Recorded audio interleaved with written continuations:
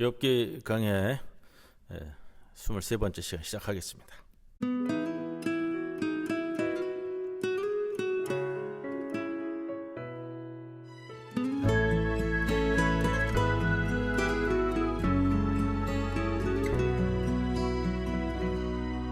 그 선한 힘에 고요히 감사하여 그 놀라운 평화를 누리며 나 그대들과 함께 걸어가네. 나 그대들과 한 해를 여네. 지나간 허물 어둠의 날들이 무겁게 내 영혼 짓눌러도 오 주여 우릴 외면치 마시고 약속의 구원을 이루소서. 그 선한 힘이 우릴 감싸시니 믿음으로 일어날 기대하네. 주 언제나 우리와 함께 계셔. 하루 또 하루가 늘 새로워.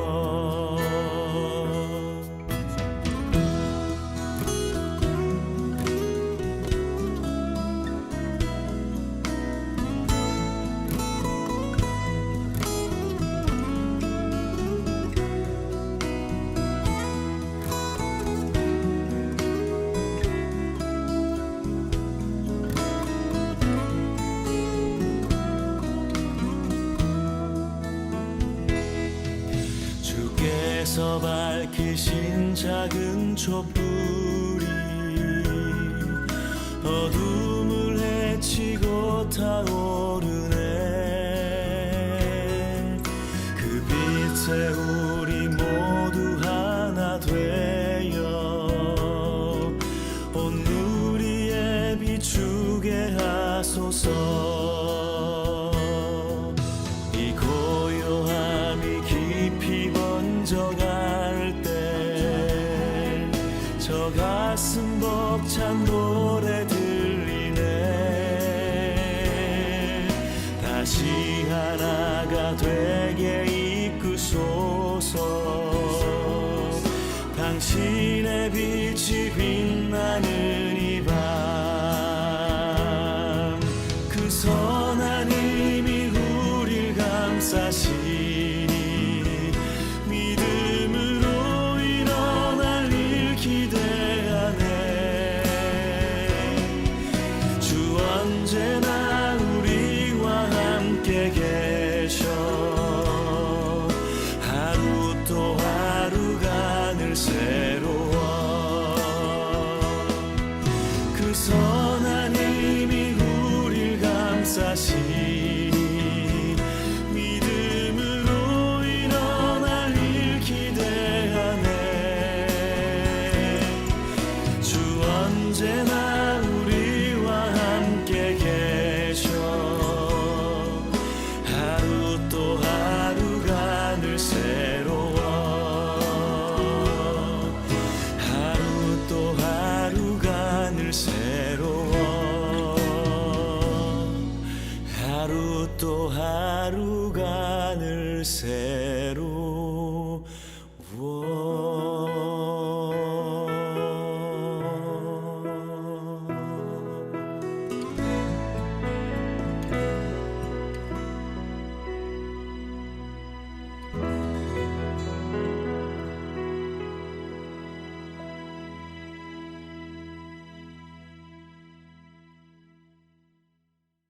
기도드립니다. 주님, 우리와 동행하시옵소서. 돌이켜보면 우리는 늘 혼자인 것 같습니다. 사람은 많았지만 정작 중요한 순간에는 언제나 혼자입니다. 비틀거리며 기대하고 싶을 때 잡아줄 손도 기댈 어깨도 없습니다. 산다는 것은 결국 내 곁에 아무도 없다는 일을 확인하는 일이었습니다. 그러나 언제부터인가 같이 걸어주는 누군가가 있다는 것을 깨닫고 난 후 제 삶은 따스해졌습니다. 나 홀로 가지 않는 이 길이 기쁨이 되었습니다. 주님과 함께라면 비록 먼 길이라 할지라도, 비록 거친 길일지라도 즐기며 가게 하옵소서. 기억의 상처가 흉터가 되지 말게 하시고 아름다운 추억의 흔적이 되어 생각할 때마다 기쁘게 하여 주옵소서. 나이 들어가지만 맑고 상큼한 마음으로 현재를 살고 미래를 받는 일에 마음을 다하면서 삶을 감사하며 소중하게 엮어가도록 우리의 삶을 인도하옵소서. 예수님의 이름으로 기도드리옵나이다. 아멘. 256장 찬송드립니다.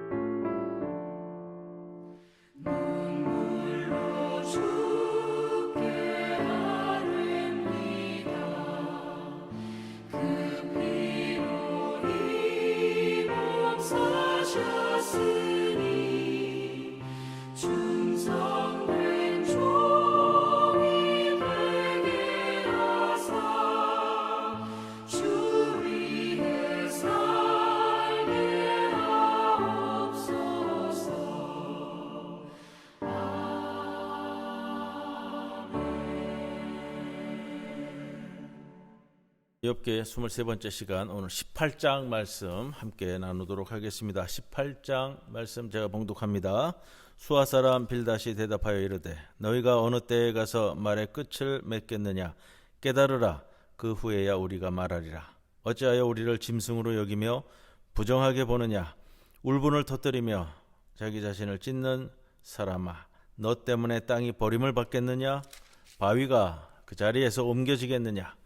악인의 빛은 꺼지고 그의 불꽃은 빛나지 않을 것이요, 그의 장막 안의 빛은 어두워지고 그 위에 등불은 꺼질 것이요, 그의 활기찬 걸음이 피곤하여지고 그가 마련한 꾀에 스스로 빠질 것이니 이는 그의 발이 그물에 빠지고 올가미에 걸려들며 그의 발 뒤꿈치는 덫에 치이고 그의 몸은 올무에 얽힐 것이며 그를 잡을 덫이 땅에 숨겨져 있고 그를 빠뜨릴 함정이 길목에 있으며 무서운 것이 사방에서 그를 놀라게 하고 그 뒤를 쫓아갈 것이며 그의 힘은 기근으로 말미암아 쇠하고 그 곁에는 재앙이 기다릴 것이며 질병이 그의 피부를 삼키리니 곧 사망의 장자가 그의 지체를 먹을 것이며 그가 의지하던 것들이 장막에서 뽑히며 그는 공포의 왕에게로 잡혀가고 그에게 속하지 않은 자가 그의 장막에 거하리니 유황이 그의 처소에 뿌려질 것이며 밑으로 그의 뿌리가 마르고 위로는 그의 가지가 시들 것이며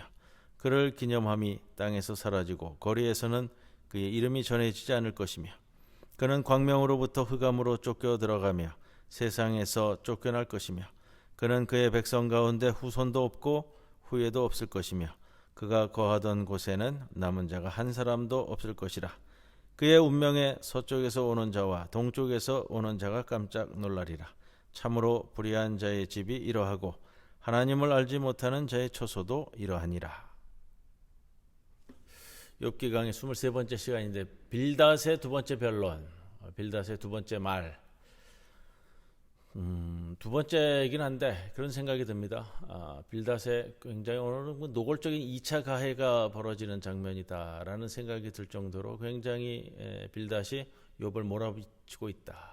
내용을 오늘 본문을 봉독했습니다만 그게 다 이제 욥에 대해서 이제 지적하면서 공격하는 말투거든요. 그래서 보면은 뭐 앞에 4절에 울분을 터뜨리며 자기 자신을 찢는 사람아, 이렇게 욥을 몰아붙인다고요. 울분을 터뜨리며 자기 자신을 찢는 자학하는 사람이다 너는.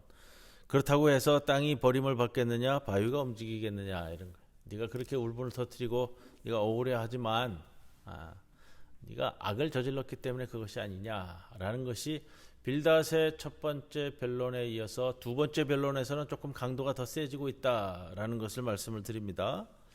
자, 그러면서 빌닷이 이야기하는 것은 욥이 세 친구들, 자기뿐만 아니라 이 세 친구들을 어리석게 보고 있다. 이게 굉장히 화를 내면서요, 욥을 오늘 본문은 한 가지입니다. 굉장히 악한 자로서 욥을 설정하고 공격해대고 있다라는 것을 보게 되는데, 그러면서 이 악한 자를 몰아서 결국은 멸망당한다, 이 말을 하고 있거든요. 그런데 욥이 지금 이 형편에 더 멸망당할 게 더 뭐가 있을까 할 정도입니다. 욥은 홀로 된 자신을 한탄하면서 물론 고난의 부당함에 분노하고 있고요, 위로한다고 온 친구들의 이 말들의 발언의 변론에 뭐라 그럴까요? 화가 난 것은 사실입니다. 그러나 욥이 지금 이 상황에서 가지고 있는 뭐 기초적인 감정은 그게 절망이잖아요. 절망이 그저 뭐 실망하는 차원이 아니고 지금 뭐 헤어낼 방법이 없는 거예요. 친구들을 상대하고는 있지만 중요한 건 또 그거예요. 욥의 지금 관심사는 이 친구들이 아니고요, 하나님입니다. 하나님. 욥의 상대는 하나님이라는 겁니다. 친구들 때문이 아니라 근본적으로 하나님 때문에 지금 욥은 절망했어요. 깊은 절망이 또 그거예요. 깊은 절망이 욥으로 하여금 하나님을 상대하게 만든 것도 사실이다. 지금 공감을 하셔야 돼요. 욥에 처해져 있는 상황. 욥은 지금 이 상황에서 다른 사람들을 상대할 겨를 자체가 없습니다. 위급하기도 하지만 그만큼 처절한 상황에 놓여 있기 때문에 하나님과 부딪히는 거예요. 처절한 가운데 발가벗겨진 욥, 헐벗음에 처하게 된 욥, 또 거기서 만날 수 있는 것은 하나님뿐이다. 친구들이 문제는 아니에요. 마치 내가 이 진공 상태처럼 세상의 소리가 다 그치고 홀로 내 운명과 마주해 있는 상황, 소용돌이 물결 한가운데 있으면서 움직임이 없는 그런 상황, 격정의 한가운데서 이 차렷 자세로, 부동 자세로 적막하게 삶의 이 근원과 지금 대면하고 있는 상황, 지금 절망에 지금 그 상황이다라는 거.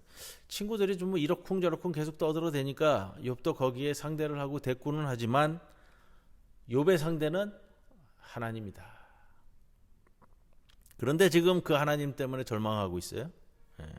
고난 속에 있는 욥에게 하나님이 무심하거나 아니면 욥을 그 고난에 몰아넣은 자가 바로 하나님이시기 때문에, 욥기를 통해서 우리가 생각해서 접근을 할 때 조심해야 될 것이 있습니다. 섣부르게 하나님을 옹호하거나 하나님을 변론하거나 이렇게 접근이 되면은 욥기를 우리가 제대로 이해할 수가 없습니다. 욥기는 하나님을 변론하거나 하나님을 옹호하는 책이 아니에요. 지금 절망에 빠진 욥을 바라보는 것이 우리에게 중요한 것이거든요. 왜냐?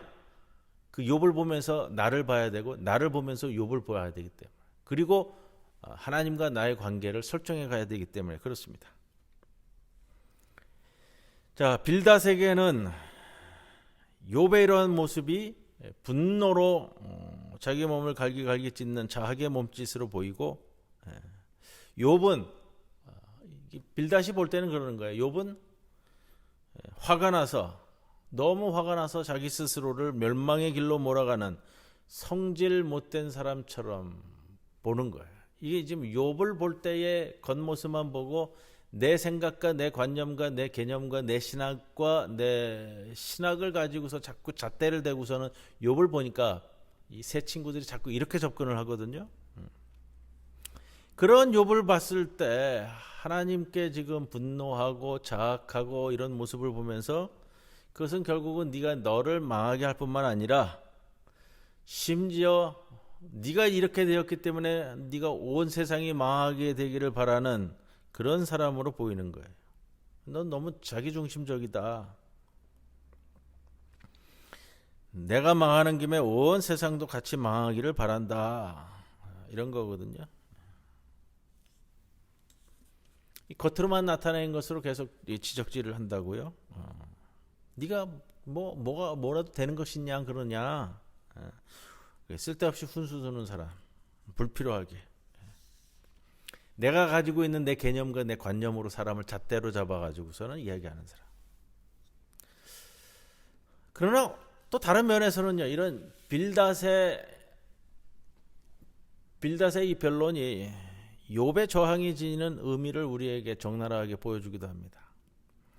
욥은 지금 이 고난 중에서 새로운 하나님에 대한 인식, 이 지금 계속해서 반복해서 드린 말씀인데, 포로기 이후에 돌아온 이스라엘인들의 이 울분에 찬 모습, 우리 선조들이 하나님께 죄를 지어서 벌받은 것이지 왜 우리가, 그럼 지금 우리는 이거잖아요. 고난 속에서 새로운 하나님에 대한 인식과 새로운 세계관을 위해 몸부림치는 욥의 모습을 보게 되고요. 욥의 친구들이 설명하고 있는, 욥의 친구들이 설명하는 하나님이 아닌 하나님, 그 기존 사회 질서의 개혁과 새로운 문화의 탄생을 다시금 봐야만 하는 이스라엘 공동체의 몸부림, 이것이 욥이 하나님께 대한 반항 속에서 새롭게 정립되어지는 겁니다. 그렇다고 해서 기존에 있었던 신학을 허물고 새로운 신학을 세우는 것이 아니고요. 기존에 있던 신학을 보완해야 되고 덧붙여야 되고 더 크게 성장시켜야 되는 고민도 있는 겁니다.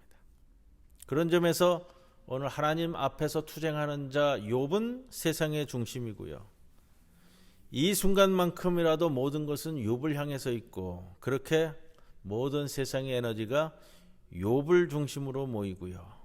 그 힘에 의해서 오랜 세월 땅에 박혀서 꿈쩍도 하지 않던 바위가 흔들리기 시작하고 제자리에서 밀려나가기 시작하는 거. 이게 욥이 가지고 있는 굉장히 굉장히 혁신적인 그 사고 방식의 출발입니다. 바벨론 포로기 이후에 신학적인 재정립을 필요로 하는 이스라엘 공동체의 몸부림이라는 말씀을 계속 반복해서 드립니다. 자, 오랜 세월 동안 이스라엘 공동체, 이스라엘 인간 사회를 지배해 왔던 기존의 관념과 관점이 바뀌면서 요한계시록에서 보이는 새 하늘과 새 땅이 열려야 하는 그런 모습을 우리에게 또 보여주고요.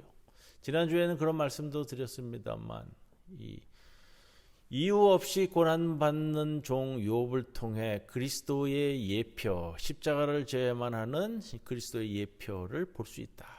이런 말씀도 좀 드렸습니다. 자, 빌닷의 2차 변론에 2차 가해라고 말씀을 제가 좀 정해서 드리는데, 5절 6절이 중심적인 표현이 될 겁니다. 악인은 한때 잠시 번영하고 영화를 누릴 수 있지만 끝내는 망하고 세상 모든 사람에게 잊혀지고야 만다. 흔히 악인 필망론 그러잖아요. 악인 필망. 악인은 반드시 망하고 만다. 그렇다면 지금 이 빌닷이 얘기하는 악인으로 규정짓고 있는 것은 누구예요? 욥입니다. 우리가 악인 필망론, 그래서 악인이 반드시 명하는데 세상의 악인은 안 망하거든요. 바벨론을 보고 페르시아를 보고요. 자, 그렇게 바라볼 때 기존의 신학적인 개념이 어떻게 부서지는가 하는 걸 볼 수도 있고요.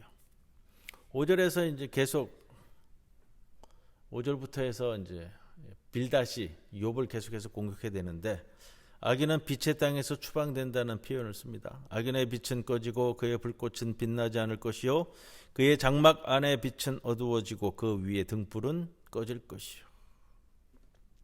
이 표현이 욥을 대놓고 욕하고 있는 것은 아닌 것 같지만 실제로는 그렇게 하는가, 욥을 직접 공격하는 언어적인 표현이 되는 겁니다.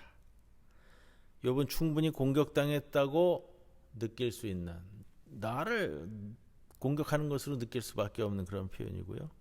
그리고 이 구절은 일반적으로 돌이킬 수 없는 제거불능의 파탄으로 끝나는 악인의 운명을 말하고 있기 때문에 그렇습니다. 이게 악인 필망론, 악인들은 반드시 망하고야 만다. 악인 쇠락론 뭐 그러잖아요. 악인은 반드시 쇠락하고야 만다. 예, 여기서 빌닷은 친구들의 위로를 받은 욥이, 뭐 위로도 아니지만 그 위로한 친구들을 거칠게 대하고 야유하고 조롱하는 것처럼 보이는 욥을 더 강경한 어조로 2차 변론에서는 비방하고 있습니다. 조금 구분한다면요, 우리가 지지난주에 말씀 나눴던 엘리파스의 두 번째 변론은 고난의 원인을 설명한다고 한다면, 오늘 빌닷의 2차 변론은 고난을 죄 때문이 아니라고 항변하는, 욥이 내 죄 때문이 아니라고 항변하고 있는 그 욥의 태도를 비난하고 정죄하는데 초점이 가고 있다, 이렇게 보여집니다. 빌닷이 묘사하는 악인은 욥에게 닥친 모든 재난과 환난, 고통들을 그대로 서술하고 있습니다. 빌닷의 의도를 생각해 본다면 욥을 고문해서 자백을 받아내려는 것처럼 강압적인 이 수사관의 모습을 보이기도 하고요.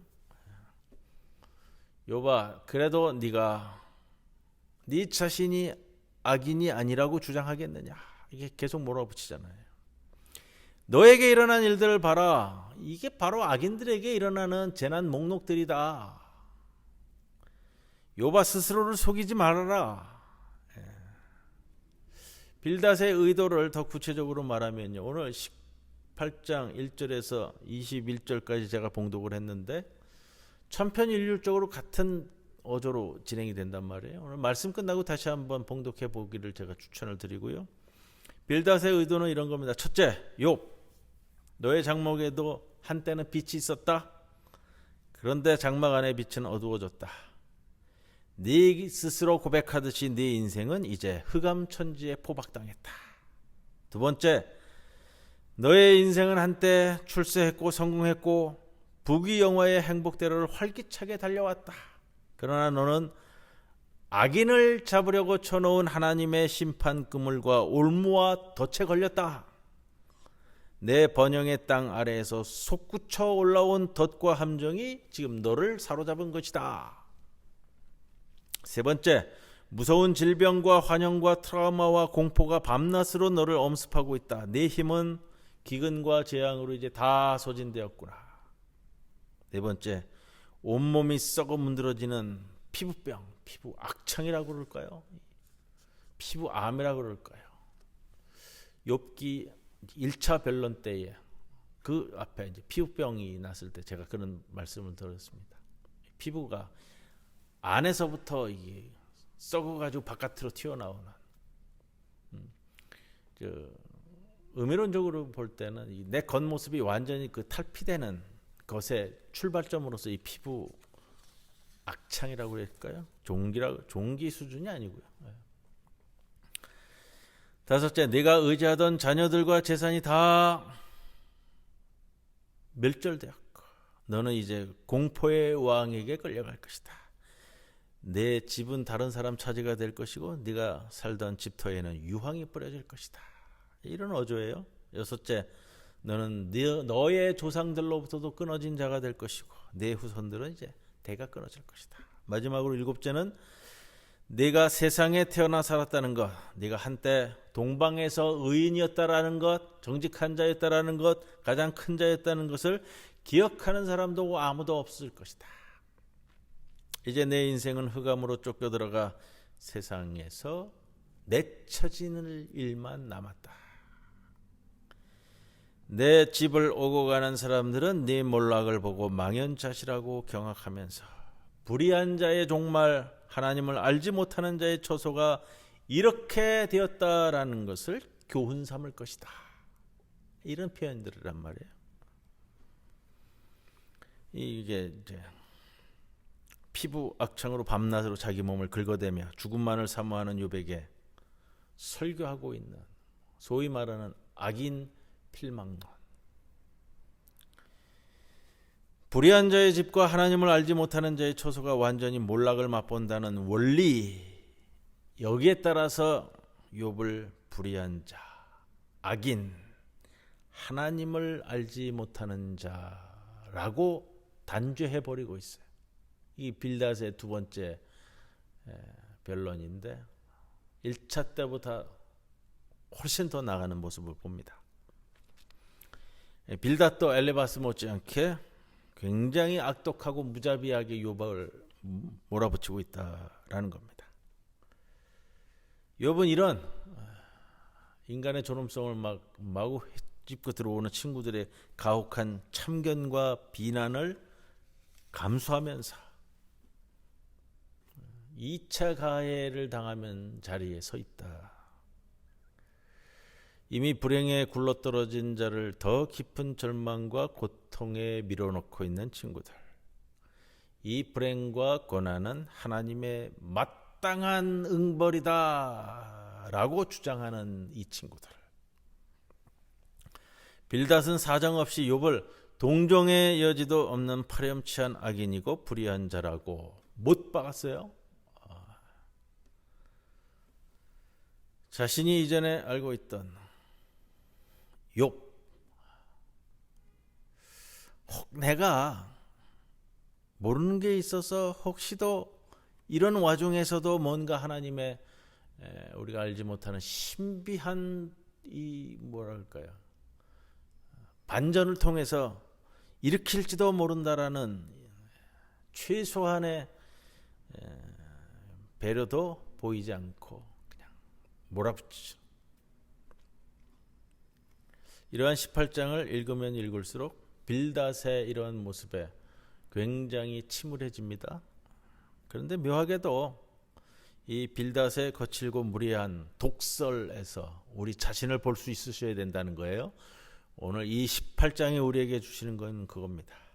빌닷이 외치고 이러한 독설들, 이러한 습관들, 가시돋친 논평들, 한때는 동방의 의인이라고 불렸던 내 친구 욥에 대한 야유와 조롱, 이것이 우리가 보면서 무엇을 생각해야 하는가. 빌닷도 한때는 정말로 존경하는 친구로서 욥을 칭송했을 거예요. 그런데 욥이 당하는 공경과 대환란을 보고 욥을 전혀 다른 인물, 곧 갑자기 심판의 덫에 걸리고 재난의 함정에 빠진 악인이라고 단정하는 그런 모습을 보이는 것. 그런 걸 본다면 이 모습을 보면서 나 자신과 비교해서 낯설지 않다라는 것을 볼 수 있으셔야 됩니다. 우리가 이제 그런 게 있잖아요. 친한 친구들 사이에서도 한때는 잘 나가던 사람, 우리가 평소에 존경하고 부러워하던 한 인물이 연쇄적인 환란 풍파를 당해 재기불능에 파멸을 당했다는 소식을 듣게 될 때, 이럴 때 우리는 혹시 그런 생각을 갖지 않을까? 저 친구가 혹시 뒤에서 또 다른 뭔가 숨기는 죄를 저질러서 저러는 거 아닐까? 친구의 몰락을 가슴 깊이 슬퍼하기보다는 사람이 그런 게 있잖아요.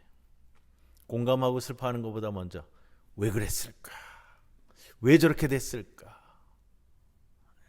그 원인을 찾으려는, 소위 말해서 이걸 이렇게 표현합니다. 도덕주의적 해석 습관. 도덕적으로 윤리적으로 저 친구가 뭘 잘못했길래 저렇게 잘 나가던 친구가, 존경받던 저 친구가 저렇게 나락까지 떨어졌을까? 이런 마음이 가지고 있다면 이게 빌닷의 습관이에요. 내 가슴 속에 있는. 우리는 그런 생각하잖아요. 자녀의 나쁜 성적이나 대학 입시나 취업이나 어려움을 당할 때에 너 노력하지 않아서 그런 거야. 판단하거든요. 심지어 암에 걸린 친구의 투병 소식을 듣고는 너 평소에 운동을 안 해서 그래. 평소에 너 술, 담배 그렇게 많이 먹더니, 이게 논평을 먼저 하고 들어간다고. 논평을 잔인하게. 그것도 이것이 빌닷의 습관이라는 거예요. 내 마음속에, 내 몸에 젖어 있는 빌닷의 습관. 오늘 빌닷의 이 두 번째 말 1절에서 21절까지 다시 한번 읽어보시기를 제가 권해드리고요. 이런 빌닷의 못된 습관이 나에게도 분명히 있음을 알면서 내 신앙과 내 태도에 대해서 한 번 더 성찰해보는 귀한 수요일 저녁 시간이 되기를 주님의 이름으로 간절히 권면을 드립니다. 찬송가 262장 함께 찬송 드립니다.